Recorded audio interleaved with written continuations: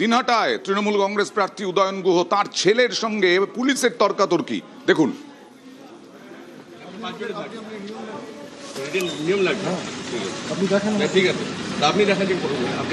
আমি এত বছর ধরে ভোট করে আসছি তো I have a very good understanding of what can be done and what cannot be done.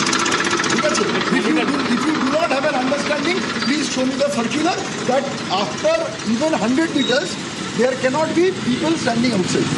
Please show me this. We'll make them disperse. Unnecessarily do not harass people.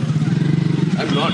Please don't do it. Unnecessarily don't please harass people. You may feel like that. I'm not. You are doing it. You have been doing it from yesterday, and you are still doing it.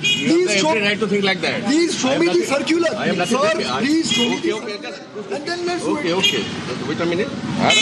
হ্যারাসমেন্টের অভিযোগ তুললেন। কোথাও কি উপাসনা, কোথাও আশঙ্কা রয়েছে উদয়ন গুহর এইভাবে ছেলের সঙ্গে তর্কাতর্কি? দেখুন, ব্যাপারটা হচ্ছে যে হ্যারাসমেন্টের অভিযোগ সেখানে উঠেছে। আমার হাতে এক্ষুনি একটা তথ্য উঠে আসলো, সেটা হচ্ছে উত্তর দিনাজপুরের ঘটনা, চোপড়া বুথ নাম্বার 163।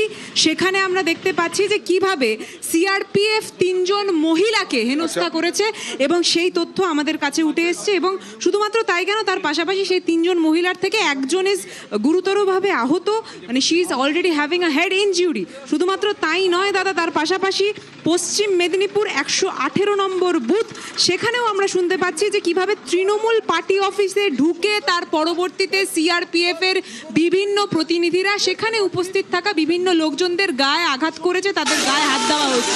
আমাদের কথা হচ্ছে একটার পর একটা এরকম দৃশ্য কেন আমরা দেখব?